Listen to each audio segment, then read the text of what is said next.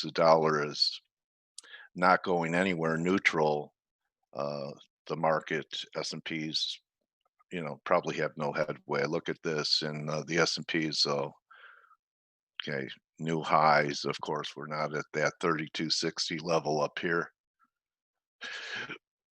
We don't have to take it out. And if you look at some of this RSI stuff here on the 4 hour, of course, NAS has a better RSI structure because it's been overperforming. But you look at the S&Ps here, and some of the divergences worked for, some of these trades last week, especially this one.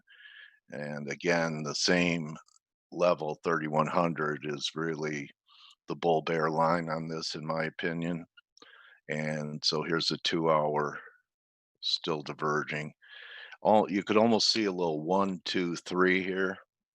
Maybe it shows up better on the one. There you go. Everyone see that up there? See a little 1, 2, 3 at new highs under 70. I know it's a short-term chart, it's a 1 hour chart, but if I was long, I'd be liquidating, and we could still be good and break all the way back down to 3160 and then go again. So I think that it's starting to pay to trade this stuff instead of just hold this stuff, because even though we are on a tear, it's becoming a little bit more two-way. Looking at the oil still hasn't made a new high over 4160, but this action Friday surprised me. I thought that we would get a rally back to 40 and come back off.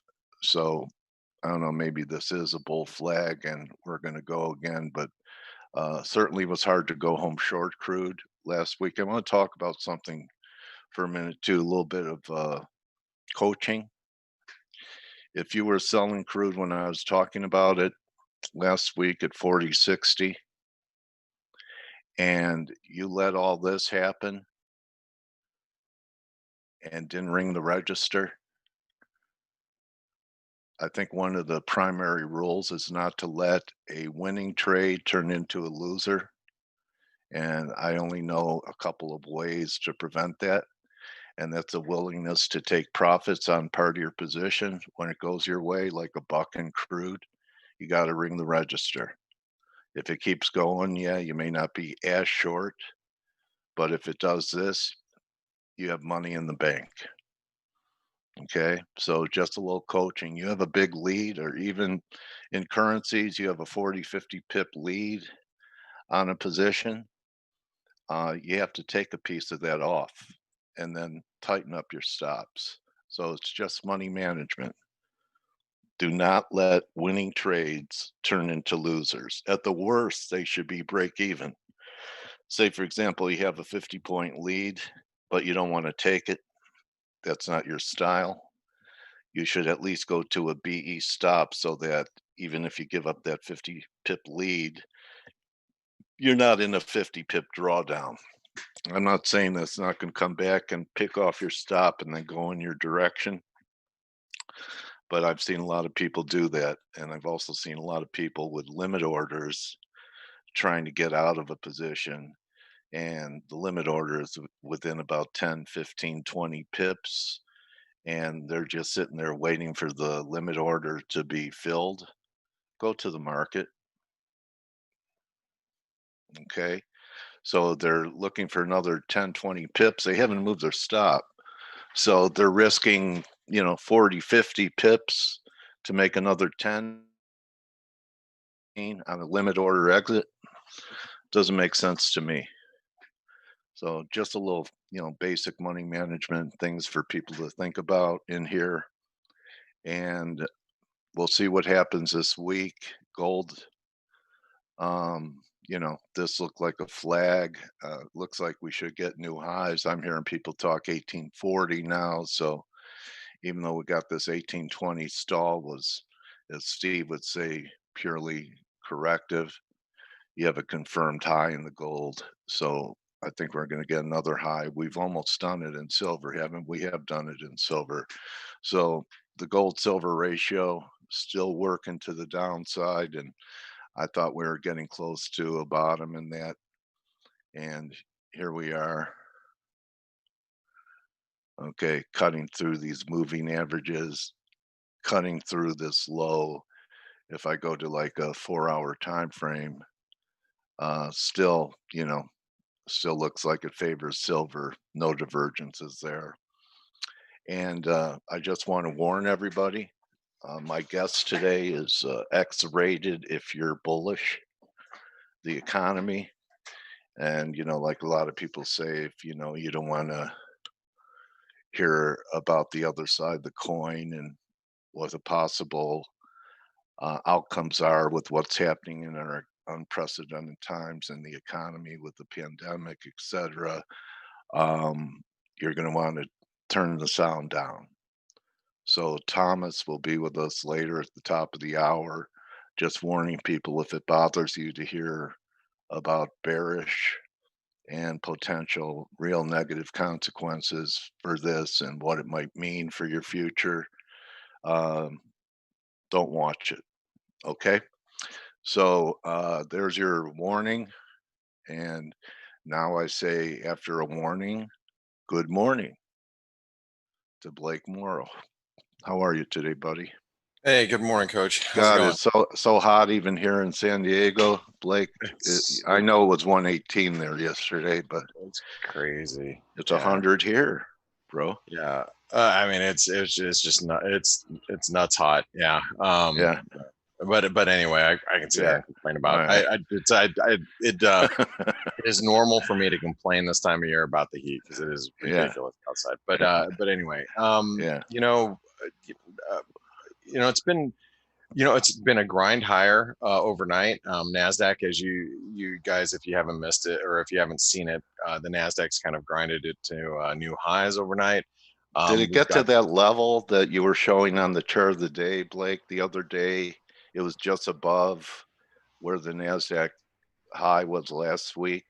You had some type of, I think, fib extension Oh, you know number what? above it. I think what it is I was drawing like the distance from the 200-day moving average, and we just continue to rock right past that. I mean, if you look Yeah, at, I mean, here's the furthest we were away from the 200-day moving average on the downside, yeah. and we just, I mean, last week we were right here, and then we're just still going. I Okay. mean, Yeah, you can you can try to chase the market higher, I guess. I you can't for me it's one of those situations when I look at the market and I go, well, it's too overbought to be bought, but it's too strong to be shorted, that type yeah, of thing. yeah, And that's the way you got to approach it right now.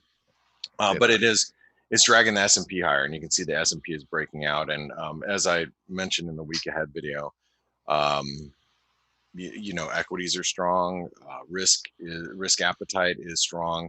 It's hard to fade. So I don't know what's going to turn it lower.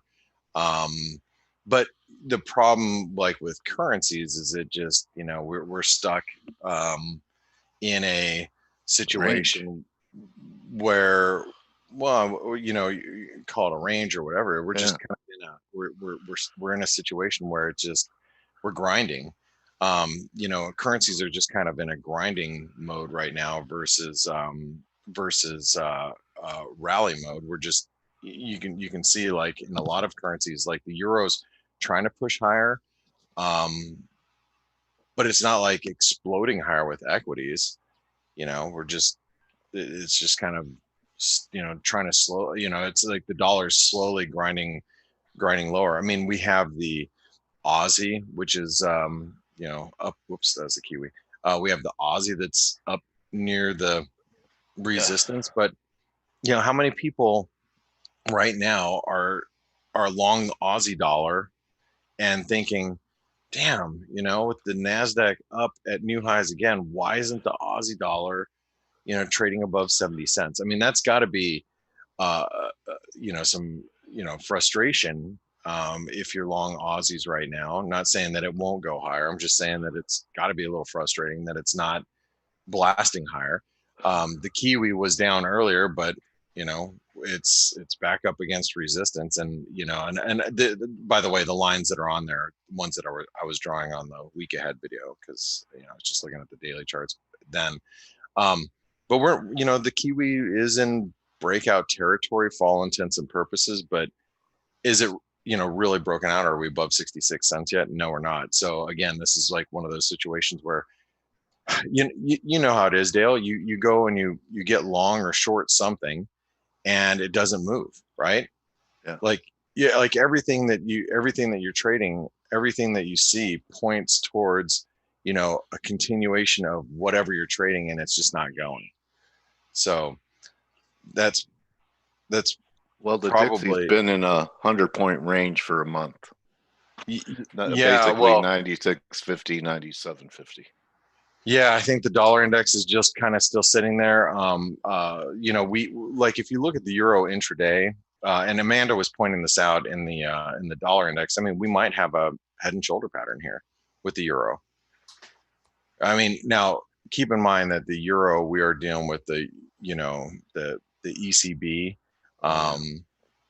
Here in a little bit, we have the ECB that's got a uh, that's going to meet this week. We have the European Council meeting. So the euro might struggle a little bit here, but ultimately the euro is going to be moving based on what, the euro is going to be moving based on what risk appetite's doing. And so for the most part, because when stocks move higher like they are, you should have dollar weakness, and the euro should be pushing higher. But we are struggling as we approach this 113.50 level. And I mean, if last week was this situation, you bought the euro above 113.50, and then by the end of the week, it's got slammed back down again. It is a little frustrating in the FX market because we're just not seeing that follow through. And that's kind of not just the issue with the euro, but that's the issue with a lot of different currencies. Dale, you still here?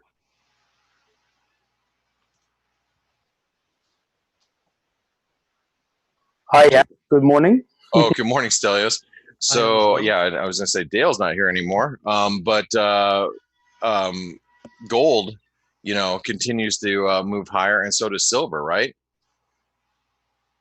Yes, and we like that. And why wouldn't they?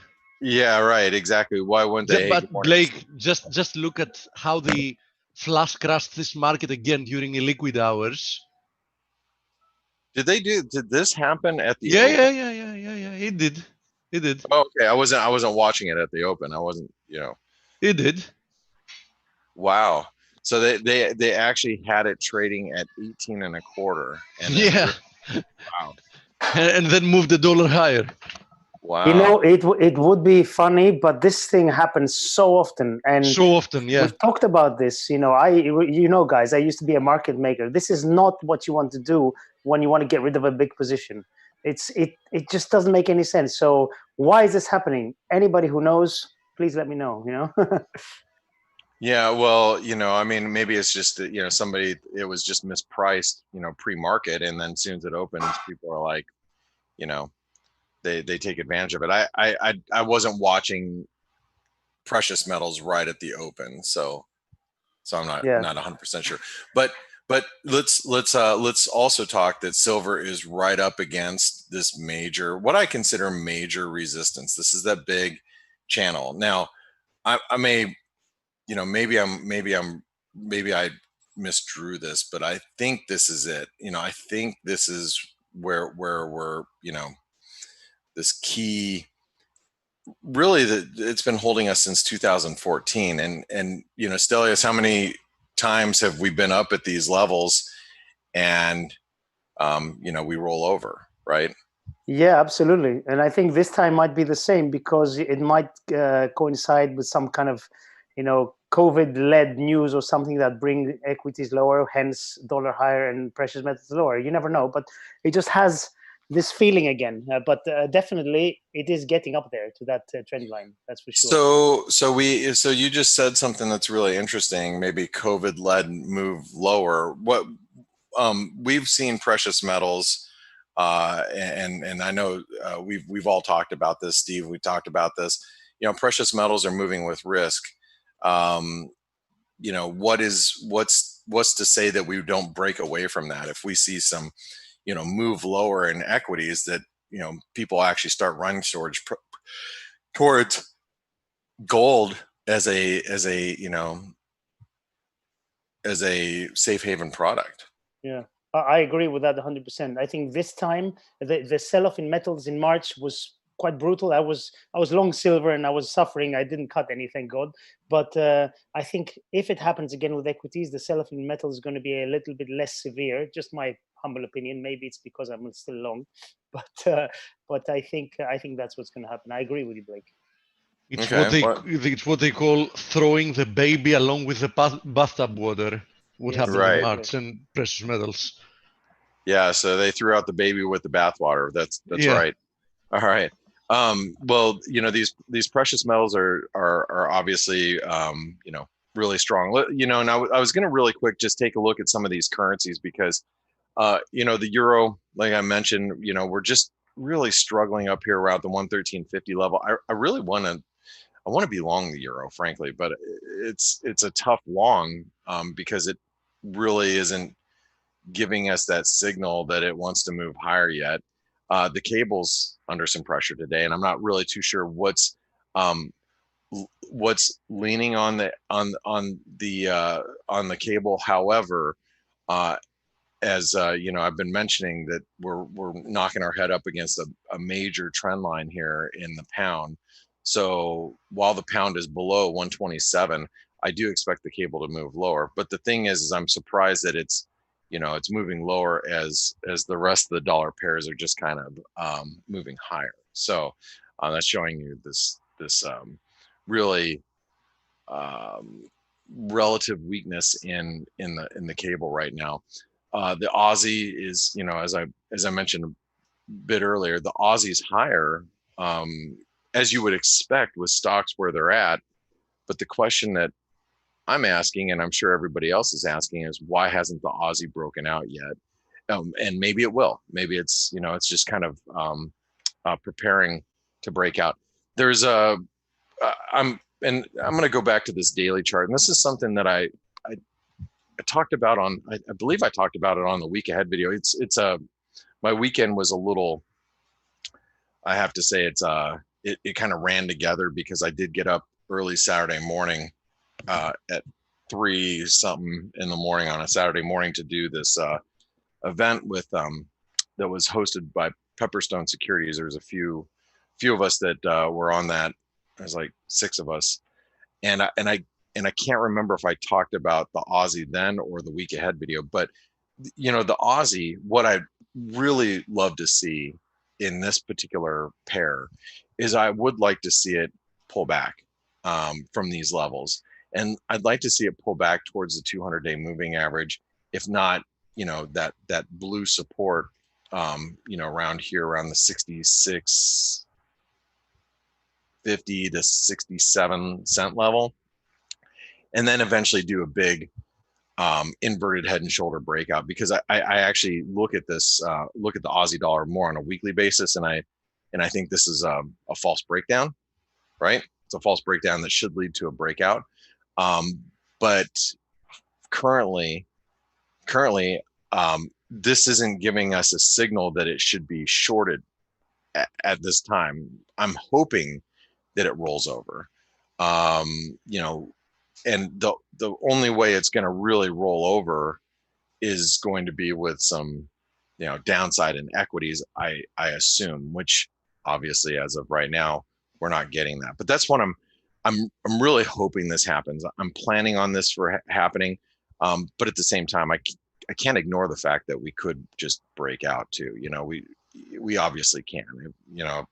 You'd have to kind of rewrite everything and say, okay, well, if it just does break out right now, I'm gonna draw this. We have this inverted head and shoulder pattern that just takes off, and it doesn't give us that more symmetrical look that I would be. I typically would love to see more symmetry here, technically, but that doesn't mean that we're going to get it. Just because I was saying this on the webinar this weekend that I did, the event that I did, is what I want in the markets and what I get, what I end up getting are, can be two totally different things. I try to envision things happening, but doesn't mean that it's gonna play out that way. But that's what I ultimately would like to see is, a reset back towards the 67-cent level. But like I said, we may not get it, and it's been extremely resilient in both directions. It's been resilient in the fact that for bears it hasn't broken out to the upside, but at the same time it's not moving lower, so it's been holding up well. So the jury's still out on exactly what the Aussie wants to do here and what it's going to do. I'm just kind of waiting for a pattern to develop is what I'm doing. So there's the Aussie. Kiwi's exact same situation. The only difference with the Kiwi is that the Kiwi is actually probing a breakout right now of that multi-year trend line. The dollar Canadian, the dollar Canadian last week was really trying to move out of this descending channel. It hasn't done so yet. Dollar Mexican peso still holding up pretty well considering. And I look at the dollar Mexican peso and it is up today and we're near the highs. That's surprising given that stocks are as strong as they are at this moment. So,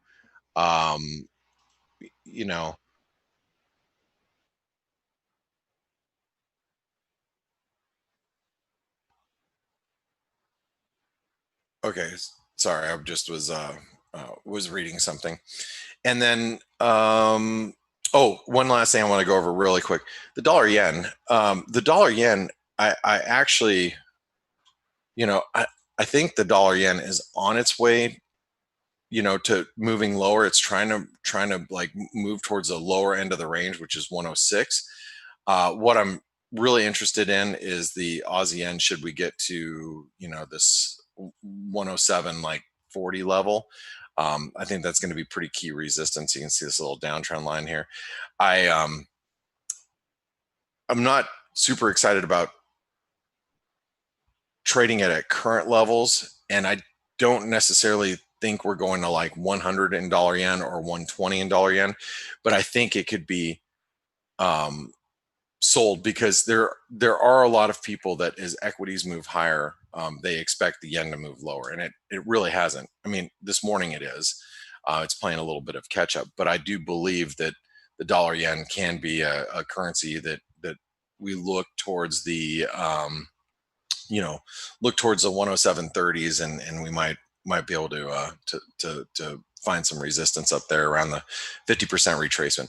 That's just something else that I'm keeping in mind. And also, the yen, don't forget, also could have a little bit of a correlation with precious metals. Typically, when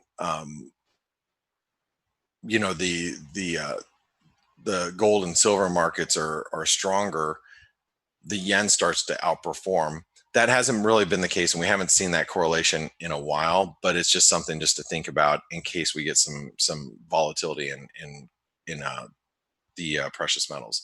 But anyway, that's just a overview of the majors that I'm seeing. It's not, I'm not super excited about anything at the moment. That's not to say that we won't get some better activity in currencies, throughout the course of the day. But I think we got to watch equities here. Equities continue to push higher. The S&P is, above this trend line. You can actually see that today we backed up a little bit, and it's just a retest of that broken trend line, and we retested and held it. So as long as the lows are in for the day, at this 31.90.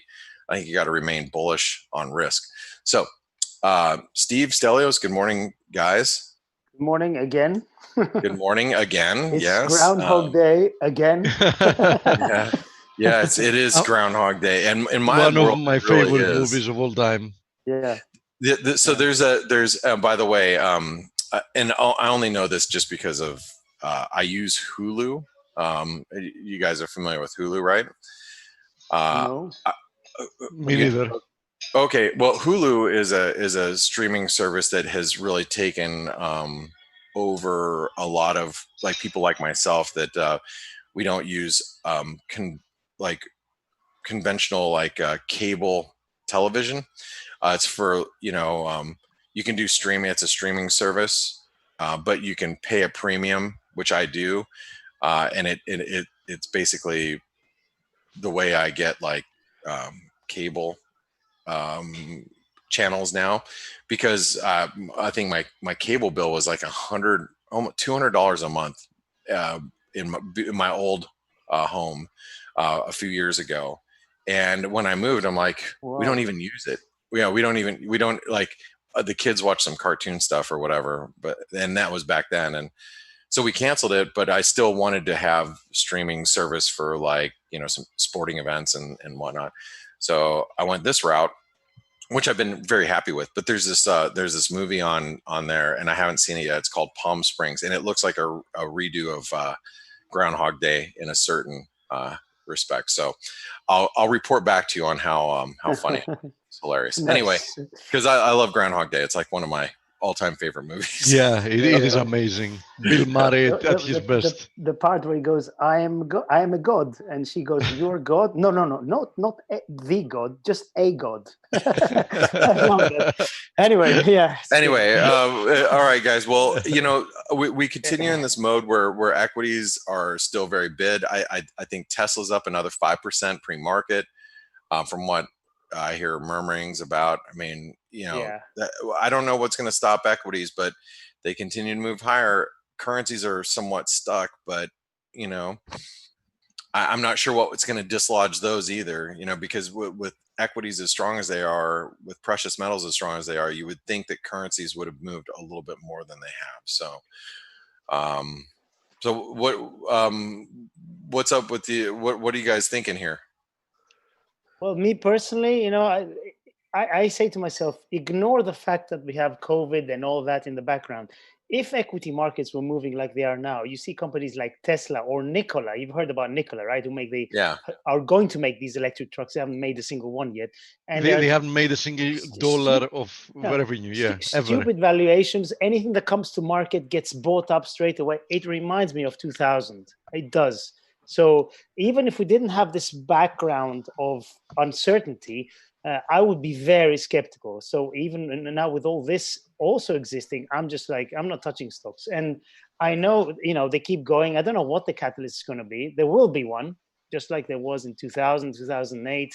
There will be one. And then I think we will see some kind of a correction. I don't know what you think, Steve, but it just scares me. 2% correction should be enough. Sorry, how many? 2%. Yeah. Yeah, right. Exactly. Yeah. All right. Well, guys, I'm going to pass it over to you. For those of you that have not joined the Forex Analytics community, make sure you do so. Try us out. It's only $1 for 10 days, but that's where myself and you'll see Steve in there, you'll see Stelios in there, but you have Amanda and Paulie. We're all in there chatting in our private chat room. So make sure you try us out. And guys, I want to pass it over to you. Good luck today. Thank you, Blake. Thanks. Bye-bye, Thanks, mate. Coach. All right. See you guys. We have no data today. It's very Hey, quiet guys. day. Actually, hey, Dale, how you doing, man? Oh, Hey, Dale. hanging. We do have some data later today, which is interesting. Federal budget balance expected at somewhere around 800 odd billion for the month of June. This will be the biggest ever print. Surplus. Of course. Yeah. Of course. With Only surpluses. with the two worst prints being the last 2 months and in history. So this is Last month was 400 billion. yeah Yeah. in a month. Anyway, this is obviously on the back Running of the, deficits like they're going out of fashion.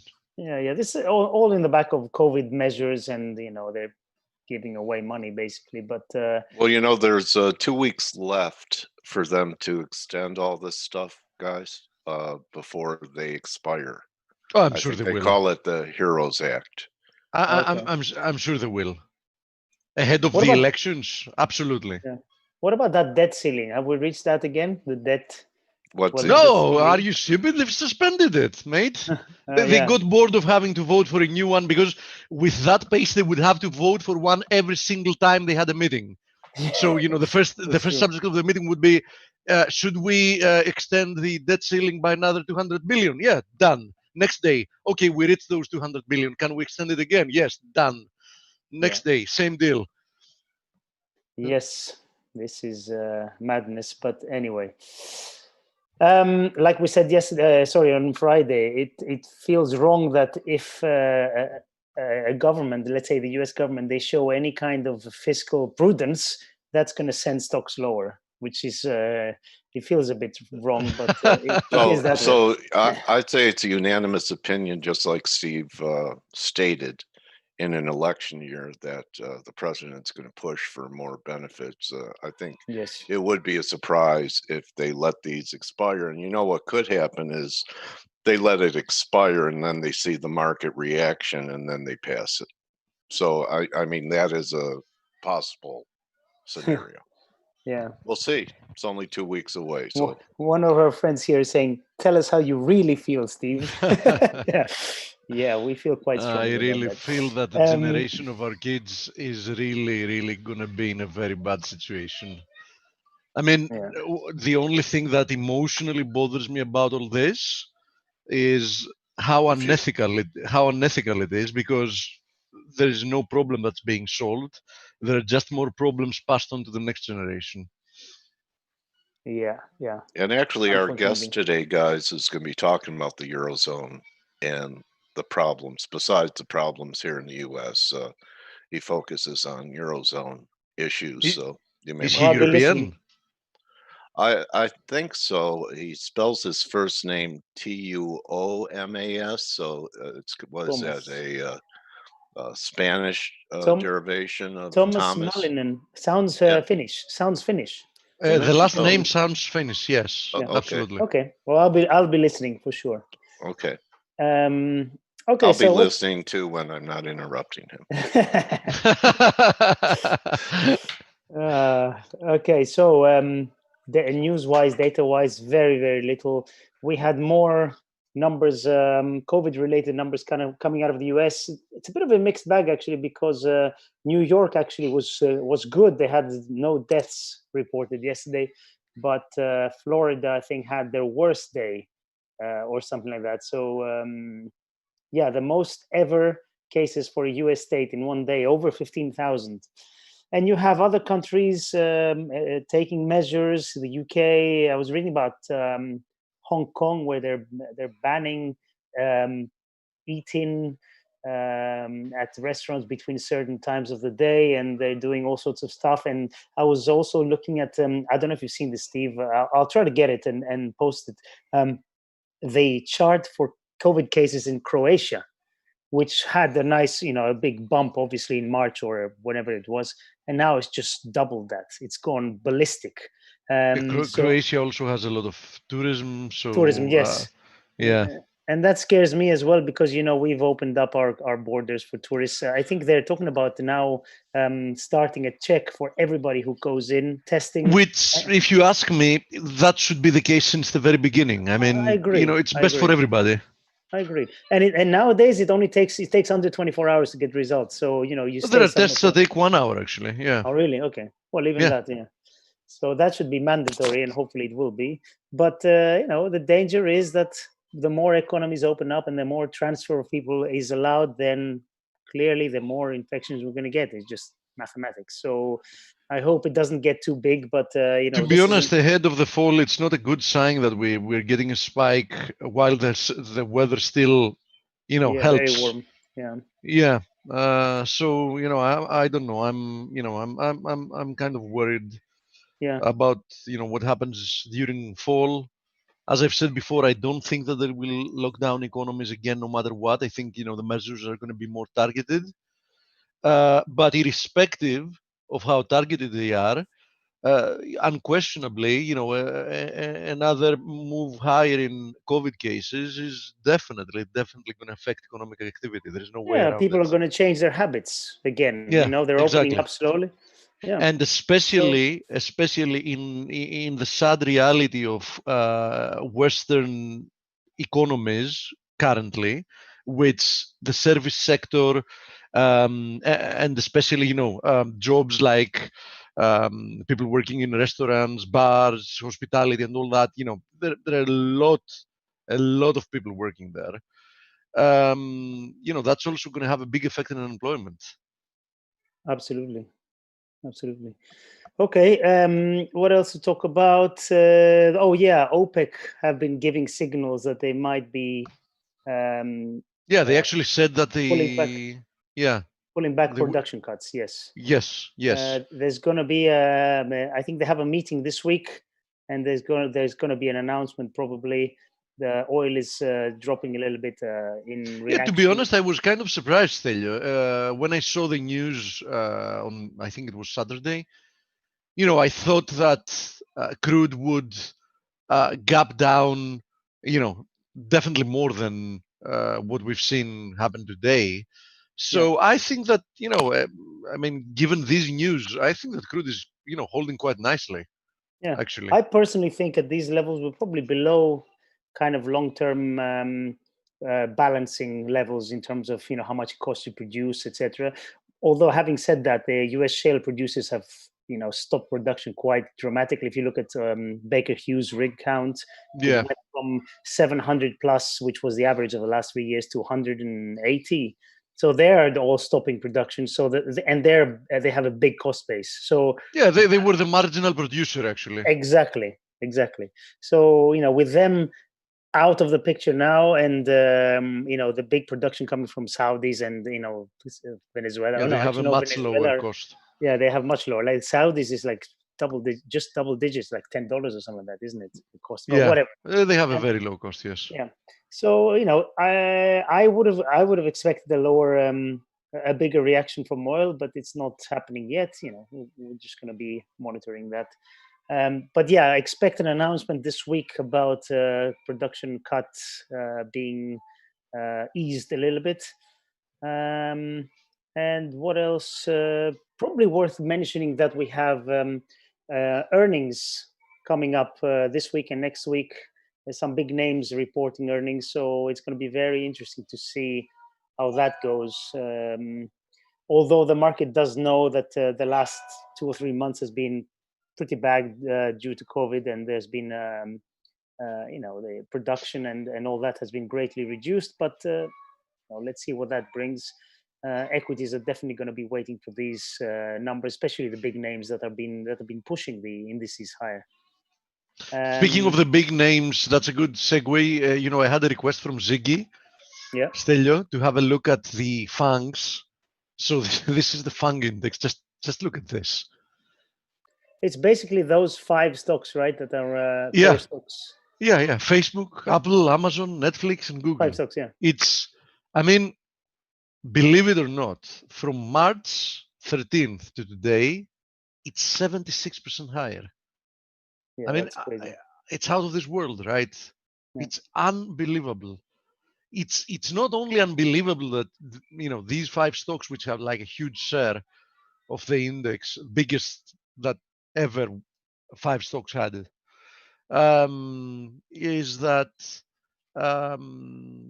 it's not only that the move is like amazing, it's also under which scenario it happened. Of course, to be absolutely fair, Netflix, for example, and Amazon, these 2 stocks, in the short term, they benefit from this. And I'm saying in the short term because we know very, very well that once you get in a recession and an economic depression, there is no real chance that they will benefit in the long term. Consumer having less disposable income can't be positive for Netflix or Amazon or whatever else. They did, though, have a huge benefit during COVID. There's no question about it. Now, the same can't be said about Apple and Google. Theoretically speaking, they didn't benefit from COVID per se, and Facebook more of a mixed bag. But given the fact that we wanted to have a look at them, first thing I have to say here is that we're still monitoring here a long-term divergence in the RSI, and I would be careful here because we are actually hitting this very steep ascending channel trend line resistance as we speak. Also, another thing that I noticed is that we're 40% above the 200 daily moving average, which is by far the longest distance this index, the FANG index, ever had from its 200 daily moving average. And as you see, the 50 daily moving average has literally gone vertical. I mean, it's not easy to see like a 50 daily moving average, which isn't a really fast moving average. I mean, it's not a 5 or a 10 or a 20. It's like a 50-day moving average. And insane, man. It's insane. Yeah, it has really gone vertical. So, that tells you all you need to know about it, which is, we've been during the past several years in an environment that, a lot can be said. We can toy around with disputing the definition of a bubble, but even if we want to stay away from that, nobody can doubt that the valuations are extremely rich. That's the most polite way to put it. That valuations are extremely rich. And and like Blake said, yeah. It's very difficult to buy here because it's so overbought and so rich, but it's very difficult to sell it either because it just keeps going. Exactly. For example, as Tesla. I mean, how I don't understand people that are selling Tesla for one reason only. There is absolutely no logic behind this move and Tesla's current valuation. So, when a stock has already made such a parabolic move, which has, no fundamental basis whatsoever, no matter how you look at it, it's just much. Just a reminder that at half the price of where Tesla is today, which the fun part is that we were at half price of where we are today a week ago. At the end of May. So it was like 1.5 months ago. So that's when roughly tweeted, right? Yes, 1.5 months ago, at half the price of the Tesla stock today, Musk himself tweeted that the price is relatively high. I mean, yeah. When you have the owner of a company saying, okay, the price is high here, and then the stock doubles in 1.5 months with nothing fundamentally having changed. I mean, how can you short the stock? It makes no sense. No, you don't. It makes no sense because the move makes no sense. So when the move makes no sense, I mean, why can't it go to 1,800? Why can't it go to 2,000? There's no answer to that. When all logic has gone out of the window, how can you put a target? Yeah, especially when they have a pretty poor product now and everybody's overtaking them. And not only that, the market is bidding them like it's the biggest growth company ever existed on the planet, and the company isn't growing. They're not selling more cars. And I don't mean they haven't sold more cars during the 3 months of COVID, which of course it would make sense, but the fact that car companies are so cyclical is why all of the car companies have such a low value, right? Because the market knows how cyclical they are. And of course, as always, we have to invent new arguments. Oh, yeah, they're a growth company, but they're not growing. Yeah, but they're a tech company. Yeah, okay, so I mean, still, but as I said, when there is no logic, that means that $1,500 is equally illogical to $2,000. It's equally illogical to $2,500, right? I mean, I know how this is going to end, but as with Bitcoin, when it was rallying to 20,000, there is no telling where 20,000 is in this case. So the equivalent of Bitcoin 20,000 at that huge move higher, which was clearly at least a short-term bubble, because I remind you that Bitcoin went to 20,000 and then deflated down to 3,000, right? So even if Tesla is to prosper and move forward and whatever, trust me, this is the 20,000 type of Bitcoin run, which is going to have the same fate at some point. I remind you that Amazon did exist during the 2000 bubble. Its price got destroyed, and Amazon kept being there, and it kept expanding, and now it's valued, of course, multiple times what it was back then. But before it came to where it is today, it had to go through a boom and bust phase. Yeah, it lost like 90%, didn't it? In the 80, 90%, something like that, Stelio. Yeah. Okay. So, I think that the most bullish case scenario with Tesla is that more or less the same thing is going to happen here. And I say the most bullish case scenario about Tesla is because I still have huge doubts of if Tesla can even survive. Actually, the only reason I'm skeptical if Tesla can survive or not, and I'm not like 100% convinced that it cannot, is that the market is actually giving it so much value at the moment that it is very easy for Tesla to draw a lot of money if they're smart enough to have for bad times under the current environment. So the only thing that gives them a good chance of surviving is the fact that the market is so decoupled from reality at the moment, so it gives them the ability with the current valuation to draw a lot of money for future purposes now that everybody's blind to what's happening here. Anyhow, no need to go over more on the Tesla subject, but today has been a very, very slow day having to do with FX. Nothing substantially different than Friday or Thursday in the vast majority of the currency pairs. So it was easy to to spend more time talking about stocks. Having said that, the VIX is still diverging, and that is another thing that you should note here. I mean, the low on the VIX post the huge move lower following the initial lockdowns due to COVID was at June 20th, so almost a month ago. And despite indices pushing higher highs, the VIX has actually refrained from doing so. And in my opinion, 24 to 25 VIX remains a very substantial support zone. And I do think that from a risk reward perspective, VIX still looks extremely appealing at current levels. As we were saying the exact same thing when we were trading down there. Dale remembers that very clearly, and those of you that are here, we were actually talking with Dale that it was a good opportunity for somebody to buy short-dated VIX calls, and we got that explosive move from like 23.5 up to 44, which happened within the period of like 3-4 days, right? 5 days, whatever it was. So I think it's extremely likely that we're going to see another spike like that sooner rather than later.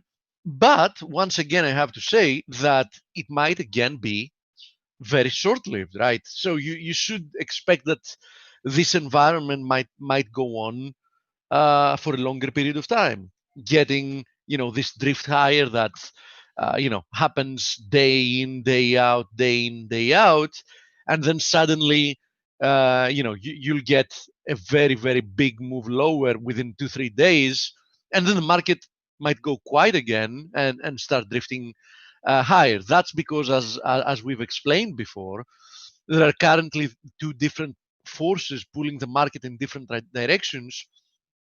And it's not easy to get a resolution out of it, with the exception of the Nasdaq, which clearly is trading in a world of its own.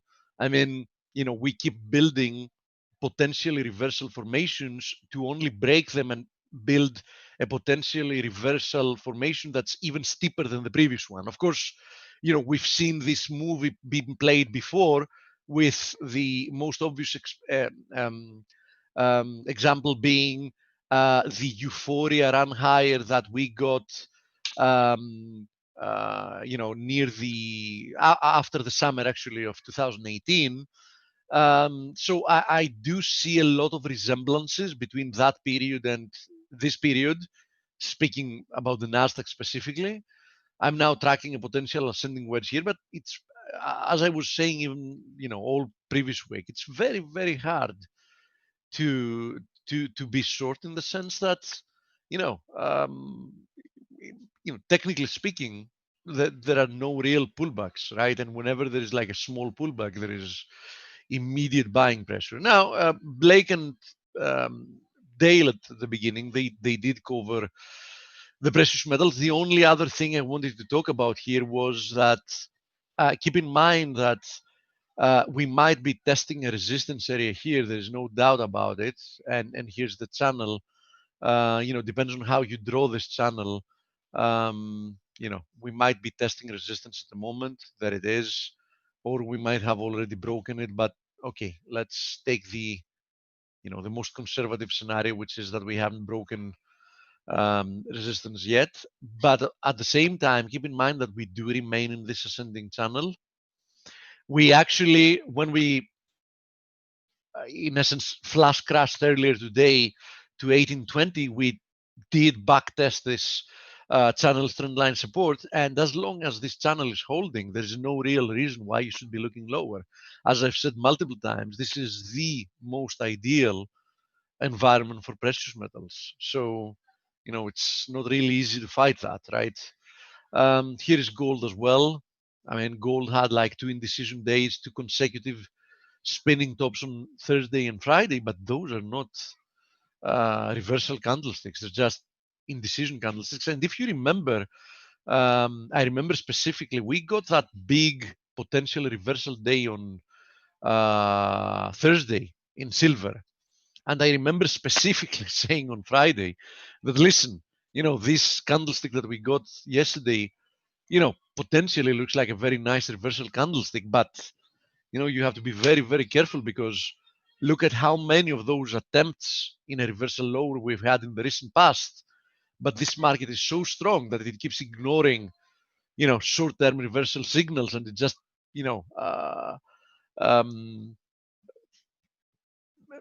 completely ignores them within a couple of days. And this is what happened once again.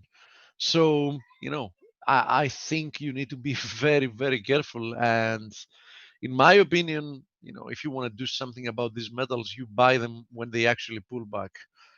You don't sell them, because it's it's not an easy thing to do, and it shouldn't be under this environment. I mean, if there is one thing that makes sense in the markets at the moment, fundamentally speaking, I mean, if you're looking for some fundamental basis about something, if there's one thing that makes sense, is that monetary metals are bid, right? If there is one thing that makes sense, that's it.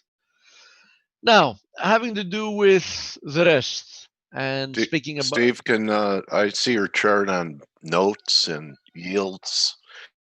We haven't talked about it lately. It's absolutely really tough call. So here's the 10-year Treasury. Well, it's like an EKG of a dead man. Yeah, but does this look bearish? There's a little heartbeat every 2 months. But does this look bearish to you in any way? Because it doesn't look bearish to me. It looks like it's not a market anymore. No, it's not. It clearly isn't. I mean, if you ignore these like 4 or 5 days, so if you ignore this very short period of time, we've really spent, I mean, the past 3 or 4 months. Yeah. Out of 4 months, I've never seen the notes be. Yeah, me too. In my career, and I mean, the vast majority of the days, it's just not moving. I mean, you're checking the screen to see. If it's I don't working. even look at TLT anymore, because it used to be a good trading instrument, and now it's just it's like watching paint dry most of the time. You have to make an appointment to get a trade off. And this is one, not the only, but this is one of the reasons why watching USD yen is like watching paint dry, right? Yeah, that's a good point. Yeah. So, I mean, don't expect USD yen to really do anything. I mean, They took a lot. They took a lot of markets away from us with this. Oh yeah, intervention. absolutely. They've really ruined a very big part of the financial markets. Because I mean, the bond market dwarfs the stock market. Yeah, absolutely. That's absolutely right. So they've in essence destroyed a huge part of the credit markets. They've they've in essence this way trapped the dollar pairs, many of the dollar pairs, and especially USD yen, because to be fair, even the dollar index, which is like dripping lower, I mean, you would expect to see a bigger movement from the dollar index with what's happening, and yeah, I told we Blake, don't. 100-point range in last month. Yeah, it's abysmal. It's abysmal. Regardless, maybe 200. I don't believe that this is like a permanent situation. I do believe that the market is currently numb because of all the intervention, in combination with the fact that we know very well that usually summertime is not a period for trends, right? I mean, too. We're in yeah, the dog days. Yeah. If there is a period that, in essence, benefits range trading and indecision, it's the summer, and we're currently, exactly in the middle of the summer. So you have to put that in the equation as well. So I think we need to remain a little bit more patient, and as you said, better than anybody could put it. If you want to be there for the good times, you also have to be there for the bad times, right? So if you want to be there for the interesting times, you have to be there for the boring times as well. And it is what it is. The Tesla bubble is going to pop, says Emmanuel, just a matter of time. But I want to ask a question. Is the market pricing in that the SpaceX success is going to spill over into Tesla? I do listen. This is a market, and you know something, Emmanuel, I know it's going to sound stupid to you. You know that there's been, prior to the NASA SpaceX operation, like what was it, a month and a half ago, I was really thinking for a couple of days that I should buy Tesla calls. And the only reason I did consider that is exactly what you're writing, because I thought to myself that this is a market that is purely moving on sentiment now. So I thought that since the vast majority of the people that are bidding up Tesla in that valuation, because obviously since then the valuation has become even more crazy, are doing that for mostly for sentimental reasons, right? I mean, they're not acting on fundamental principles or whatever else. It's just, oh, this is amazing. Elon Musk is a great guy. He's cool. This thing is going to go to the moon and whatever else. So I thought to myself, prior to the launch, the vast majority of the chances is that the launch is going to, go well, because, let's be honest. I mean, they really, whatever has to do with space flights, I mean, there's huge due diligence, etc. So, the vast majority of the chances was that, that would be fine. And I thought to myself that, all these people that are buying Tesla are going to be so enthusiastic, they're going to buy more Tesla following a successful mission. But I didn't do it. So, is it kudos to me for thinking about it, but not going through with it? Obviously not. But it crossed my mind. Bro. Okay. So basically, I agree with your premise. Yeah, it did play a role. I do agree with you. Anyhow, we'll cover more in the chat room for whoever is there, and the rest tomorrow. So let's see. You really introduced him in a way that I want to try to find the time to listen to the interview. So why don't you? Yeah, you should. In fact, you have to bring a note from your mom if you don't. So Thomas or Tomas, I'm trying to. You're unmuted. I'm asking you to unmute, and then we'll get you to share your screen with us today. Thank you so much for coming to Face. Can you hear me? You have to unmute, go to the drop-down menu on where that microphone is, and decide what type of audio you're going to use. Hear me now? Got ya. Good. Is it correct? Help me with your first name. Well, Tomas? it's Tomas in English. Tomas. Okay, thank you so much, Tomas, for joining us today. Are you finished, Thomas? Yes, I'm finished. Yeah. Where are you from, mate? In Finland, I mean. Helsinki. Ah, you're from Helsinki. Okay. Yeah. I have friends from Helsinki and Lappeenranta. Oh, good. Lappeenranta too. Nice. So they guessed you were from Finland, Thomas. And if you want to share your screen, there's a green a green box that says share screen.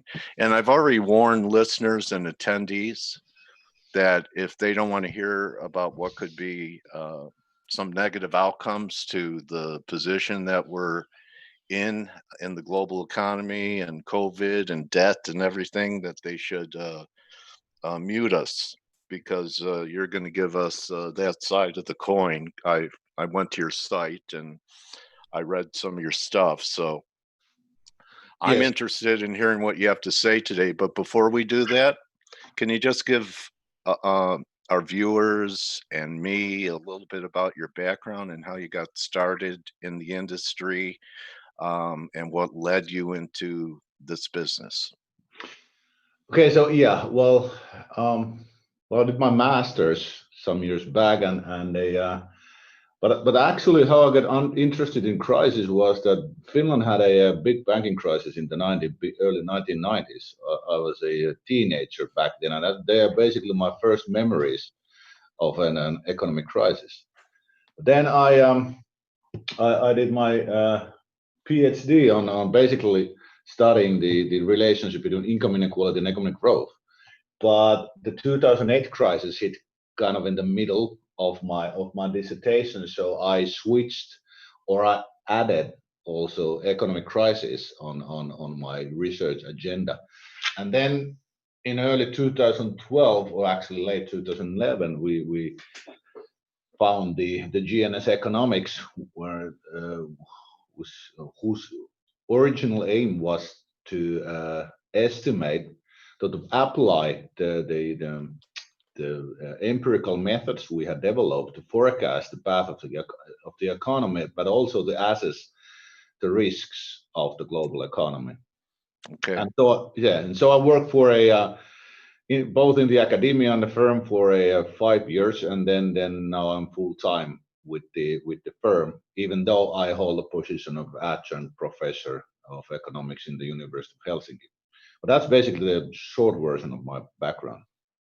So, a professor once asked me, Tomas, what is worse, ignorance or apathy? And my answer was, I don't know and I don't care. Yeah.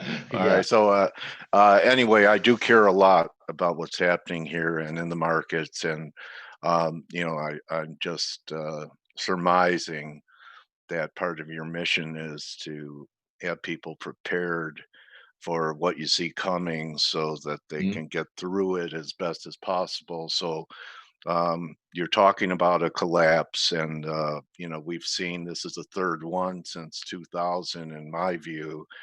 And why don't we talk about the beginning of the flood? I think that was and in fact you were turning bearish before COVID, and I've brought to people's attention that we're already in a manufacturing recession here in the US before COVID, and the rationale was well, we could be in a manufacturing recession, but the consumer is strong. And it's a consumer economy, and that's going to carry the day. So I'm going to do my best not to interrupt you. And why don't you tell us what you're seeing in your telescope and then down to your microscope? Yeah. Okay. Do you see my screen? Yeah. Okay. Yeah. It's saying the stages of collapse right now. That's basically I come this in a moment, but we actually there's six people, with 6 partners in the GNS Economics, and we actually first time we understood that something is not right was in the beginning of 2017 when we did kind of an in-depth look at the world economy and noticed that many sectors like the global banking sector had never recovered from the 2008 crisis. And then we also noticed that most of the growth of the world economy had come from one place, China. And how she had managed to do this was through massive increases in debt. So China, the level of debt has actually grown about 3 times faster than the GDP of China since 2009. And this was I remember the narrative. I remember the narrative that China was going to pull us out of the Great Recession from 2008, 2009. And they did. Then when China's doing poorly, it doesn't matter. But when they're doing okay, they're going to be the savior. So go ahead. I remember that narrative. That's how it went. And then we kind of noticed there's actually this graph was actually our big kind of revelation. And this shows the bank loans and the balance sheet of shadow banks in China as a percentage of GDP. And as you can see, between 2015 and 2016, there's a massive increase in the shadow bank's balance sheet. Actually, it grew by 3 times in one single year.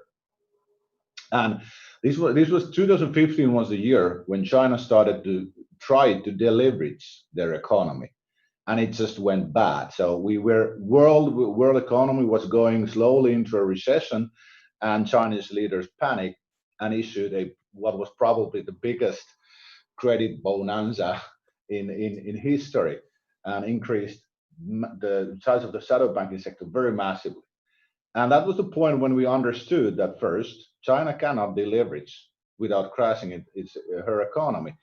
And whenever, and the fact is that you cannot grow debt faster than the economy indefinitely. So there is an end at that road. And China has been very, very innovative of, pushing the kind of the boundaries of that for very long. But if you look at the graph, the situation is just desperate in China. There is it's impossible for them to kind of recover from this. The levels of debt are just so high.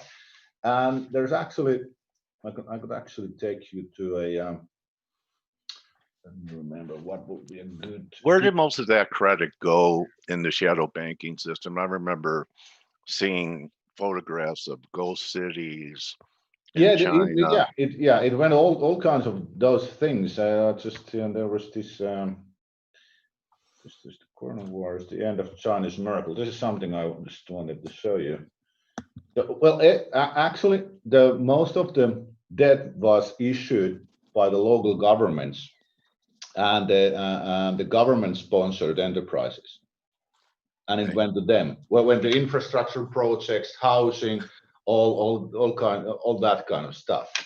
And what it did is that, well, this is interesting also, the figure, but what it did, it basically, Chinese economy, the productivity growth of Chinese economies flagged in 2012 and actually started to decline. So their productivity has been declining for 8 years or 7 years. And it makes absolutely no sense in an economy which is growing. GDP is growing. The productivity should not fall. So what happened is that China pushed the debt into the economy, but it went to less and less productive investments. And of course, when you have less and less productive investments, your ability to pay back the debt declines all the time. So that's a problem. Let's just say this is kind of a technical figure, but this is if you can see, there's GDP per capita, credit to GDP ratios, and financial crisis. So there's the Asian financial crisis, then there's the Japanese financial crisis, Finnish banking crisis, and the US financial crash, which is also the global financial crisis. And as you can see, compared to the level of GDP per capita, China's debt ratios are really high, and this does not include the shadow banking sector. Okay. So that's the kind of the foundation of the whole problems we have. But then we naturally have the problems in the financial sector, and we actually consider that the new global financial crisis started on the 16th of September in 2019 when the repo markets in the US blew up. So that's where everything got started. But then Fed managed to hold that together, and then came to the coronavirus hit the world economy in February and March, and it was like in the middle of March the utter collapse of the capital markets was basically in the horizon, but yet the Fed and the governments across the world were managed to kind of sustain the financial markets, the highly leveraged financial markets. How much time did the Fed buy us, Tuomas? Till fall, and I'll get to that. Okay. So, and this is what happened. So you got the onset, then there was the counterattack. We envisaged these 5 stages of the crisis in December 2019 before the corona. So, then there was the counterattack, and this is the balance sheet of the Fed. We haven't updated it to the latest figures, but it has been really massive. And then we kind of the biggest problem now is twofold. First, there are definitely bankruptcies on the pipeline in the US and in Europe too, and this is the part of the collapse we call as the flood. So it's a flood of corporate bankruptcies, and we see it slowly gaining pace in the US during the summer, hitting in the fall. And but the biggest threat actually to the global economy and the US economy and financial market actually lies in the banking sector of Europe. So, interesting. Okay. Yeah, because you were talking about I think don't we have an ECB meeting this week? But you talk about August 8th as being a very important date for Europe. Well, that was the first date, but that's kind of a. Okay, I'll get to that too. Okay. But the fact is that the European banking sector has been mishandled from 2009 onwards. So we have very many zombified banks. The profitability of banks is very low. There is very high levels of debt in our corporations, and the balance sheets of our banks are, especially the southern and the Middle European banks, is filled with the toxic assets. And the thing is that everything has been kept afloat by pushing massive amounts of liquidity into the banking sector. But the problem is that there is of course, a limit. How long can you keep banks afloat with that? And now with the Corona crisis, has hit especially hard the Italian banking sector, which we expect to be the kind of the ground zero of the new global banking crisis. And the non-performing loans, which just mean loans that the governments cannot, the customers cannot pay back, is going to increase quite heavily even now, and as we speak, basically, all through the fall. And it's just we consider that the fall, sometime during the fall, it's impossible to say which month, but at some point during the fall, the European banking crisis will start. And when it starts, it will become global really fast, because we have the biggest concentration of these global systemically important banks. So when the banking crisis here gets going, it will go global and hit the US also very fast. And there are a few issues now to consider here. First was we were referring to the August 5th deadline. It was actually a deadline set by the Germany's constitutional court for the ECB to make a new statement or clarify the QE program that the ECB has been using since 2015.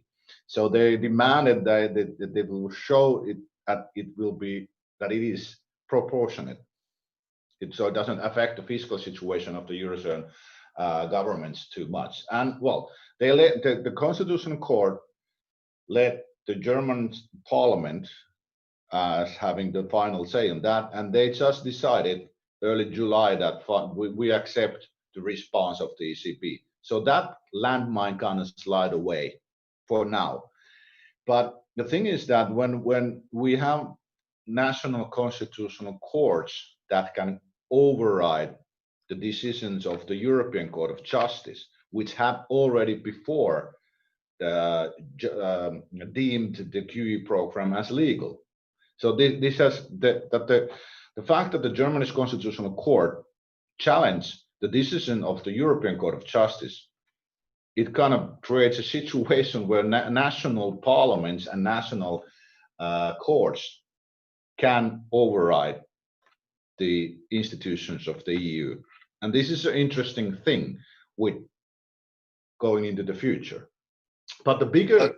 Let me ask you this: with the possible outcome that you're looking for, is what fiat currency is going to take it on the chin harder, US dollar or the euro? The euro, because there's the risk of a complete breakup of the Eurozone, which means that there will not be euro anymore. And the thing is now, the meeting that is now held on the 17th and 18th, when the EU leaders are trying to get together and find a solution for the Corona Fund proposed by the European Commission. It's basically a bailout package for Italy. And if for some reason that does not go through, the problems are going to multiply really fast in the Eurozone and in Italy. And the thing is that if Italy leaves the Eurozone, the ECB holds a very large chunk of her bonds. And also there are the target 2 imbalances. So Italy basically owes the rest of the Europe a lot. And if she leaves the Eurozone, she will most likely default on those. So we would have the capital of the ECB would be gone. There would be massive losses across the spectrum of countries in the Eurozone. And this can start a process where the whole Eurozone unravels. And this is a serious risk that any FX market investor needs to acknowledge, that let's say within a period of 2 to 3 years, they may not be euro anymore. Okay. And that's some serious stuff. If you consider that would be the biggest kind of biggest shock to ever hit the modern capital markets, basically. Bigger than COVID. Bigger than COVID, for sure. But if there's a bad second wave in the COVID, as it looks rather possible, then it will initiate this process rather certainly. Yeah, so it's more of a catalyst, and the symptoms have been there for decades. Yes. And this is what could push everything over the edge, is what happens in Europe. Yeah. So one of our viewers says it won't happen. ECB is determined to support the euro. So what do you say to him? Well, yeah, for sure. Yeah, ECB is determined now to support the euro. But this is a political question, and the ECB cannot capitalize banks. So when the banking crisis gets going in any of the countries, we have several, it's not Italy, it's Spain, it's Portugal, it's Greece. There are situations when a government has to consider how it can keep her banks afloat, to recapitalize them. And for that, the country may need to issue her own currency, which would basically mean an exit from the Eurozone. And this is the situation, how the Eurozone develops is not in the hands of the ECB, it's in the hands of the national governments, basically the people of Europe. So this is a risk many do not understand. It's a political risk. And the thing is that if you look at history of monetary unions, they have survived as long as there has been political will to support further integration. And that is starting to be rather fragile in the Eurozone. And if it's likely that we have a severe recession in the fall, and the polls in Italy are turning against euro membership, or even the members of the European Union. And if that happens, the pressure for the Italian government to leave will start to mount. And there is actually the head of the Eurasia group of the head, has actually said that this is the whole Corona fund is a kind of a what's the word? It's a bribe to Italy. Oh, I see. Yeah, Okay. a bribe to Italy to stay in the euro. And I think that's the best description of it all. And so the situation politically and economically in the Eurozone is very fragile. It may look as solid on the outside, but in the inside, there are several massive strains building, especially in the northern countries, including Finland. While our government is very supportive of the plans of the EU, the people are starting to rise against, and even some notable analysts and economists, including also myself, have raised their voices that we cannot go into this Corona fund because it's basically a path to a federal union. So if we want to go to a federal union, we need to have referendums and all that kind of stuff. And this is a kind of a backdoor way going into a federal union without asking the people, and it's really dangerous. So there is a backlash coming, and it may all come to a head in August and September. And then if that would happen, Finland, if the Corona fund falls, doesn't go through, then October, November would be really interesting. I'll throw into that, potential second waves in COVID and U.S. instability into an election. Yeah. Does that play into it at all, or the U.S. is kind of a bystander that ends up being collateral damage? We in 2008 we were the trigger, and now we're collateral damage from what happens in Europe. That might be very well the case. So, you have one problem. Well, you have two problems. The political landscape is really divided. And then the financial sector the financial markets are highly leveraged, extremely highly leveraged. Can't the Fed come in and bail out Italy? They've tried it with everyone else. Maybe the U.S. Fed. Can't they? Won't Powell try it? I don't know. I don't know. I don't know. He could even try. He seems like very determined not to, stop everything of this crisis from happening. But now, this is a political question in Europe, and there's nothing central bankers can do. Well, they can just try to keep the interest rates of the sovereign bonds low, but that's what they're already doing. But this is more. This is more. This is when the banking crisis gets going. It's a whole different ballgame. All right. So how are you telling your readers, your clients, and yourself to prepare for this? Just don't wait to buy gold. Buy gold and wait. Have some cash. Be away from major population centers. What's your what's your game plan? Well, we have advised our clients to look in Europe, to look both in north and the very center. So Switzerland she has always been a safe haven, but then also Nordic countries, especially Finland, are rather stable. So you need to consider not just we have been saying that gold should be a very high proportion of your portfolio now, but you should also, and it should be physical gold, and you should just look very carefully where you store it. And in Europe, the thing is that when the Eurozone starts to unravel, there will be capital controls. So while there would be a very good buying opportunities of the depressed prices, you may not be able to do that if you don't have money in that country. So we have also said that you should keep money in the country you are going to buy when the crisis truly hits. So the thing here is to remember is that like the Great Depression in the US, this crisis will also create a buying opportunity of a lifetime. Everything will be on sale. Even gold?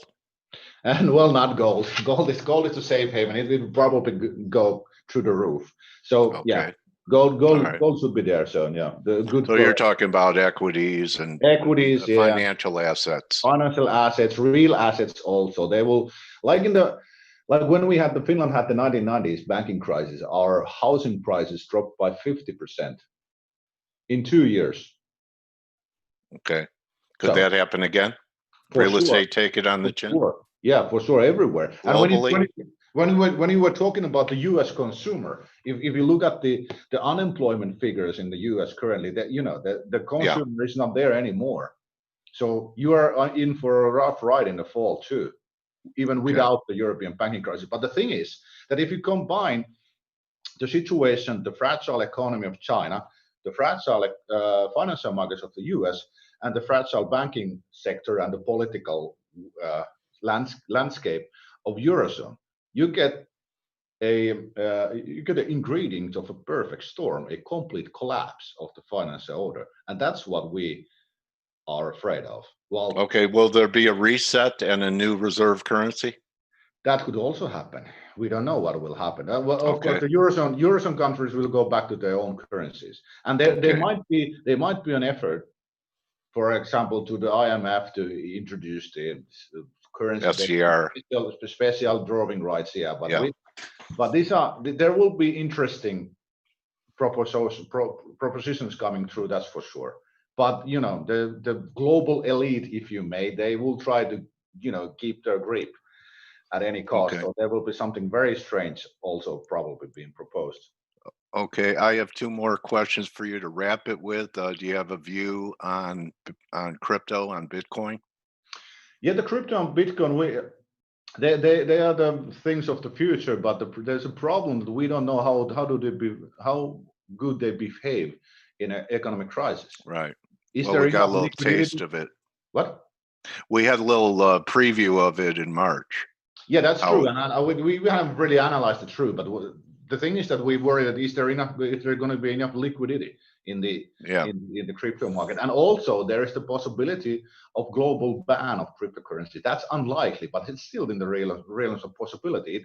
It would just mean that cryptos would not vanish, but you couldn't use them as you can buy stuff with them. They would be just okay. And let's wrap it with: do you think the UK will be in a better position because they've already exited? Yeah, definitely. Never adopted the euro. Yeah, they will be. They are the one safe haven we now consider for European customers. Or there are risks, but they are in a much more better place now than the rest of Europe. It was a pleasure talking to you, Thomas. I really interesting. And I hear the conviction in your voice. And so we have about 3-4 months to get our house in order for the coming fall and winter, right? Yep, that's the way you should think. Okay, well, maybe we'll have you back then and see how things are unfolding sometime this fall. Yeah, so, it would be my pleasure. It was really nice talking to you. Yeah, I wish you and all your associates and readers safety and prosperity during these times. And thank you for coming to Edify the Faith community today, buddy. Thanks, you too. And talk to you later. All right. Yeah. Okay. All right. Thank you, everyone. Thank you, Thomas. And that's going to be a wrap for us. We'll see everyone tomorrow for Turnaround Tuesday. Good hunting the rest of the day. Adios. And Thomas, thank you very much for being here today with us. And I'm going to get you scheduled for, say, October. Yeah, that sounds good. That sounds good. Okay. Yeah, all right, buddy. Yeah. And like it or not, you're now my trading warrior brother. I'm honored. Right. I'm honored, man. Okay. Yeah. Okay. Yeah. See ya. Remember, don't just count your pips, count your blessings. We'll see everyone tomorrow. Yeah. Adios.